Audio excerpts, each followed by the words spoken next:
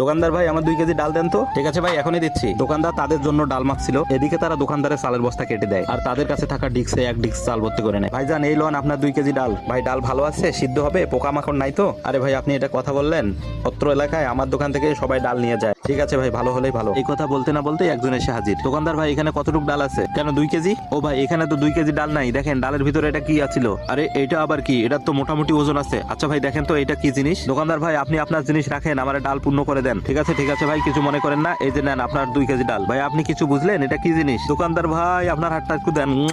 আরে ভাই আপনার আবার কি হলো? আপনার ড্রেস, আপনার কাছে গাড়ি, ব্যাপার কি? কেন দোকানদার ভাই আপনি কিছু শুনেননি? আপনার কাছ থেকে ডাল নিয়ে যেয়ে তো আমি এমন বড় লোক হয়ে গেলাম। বলেন কি ভাই, আপনিও কি এমন জিনিস পেয়েছিলেন নাকি? আরে হ্যাঁ হ্যাঁ, এই তো আমার কাছে এটা একটা খাঁটি সোনা ভাই। ও আচ্ছা তাই নাকি? আচ্ছা ভাই আপনি পকেটে রাখতেছেন কেন? দেন আমার জিনিস, যান এখান থেকে। দোকানদার ভাই ওই দিন আপনার কাছ থেকে আমি ডাল নিয়ে গেলাম না, ডালের ভিতরে তো আমি সোনা পেয়েছি, তারপর থেকে তো আমি বড় লোক। বড় ভাই আপনি আর কি করছেন? টাকা দেন আর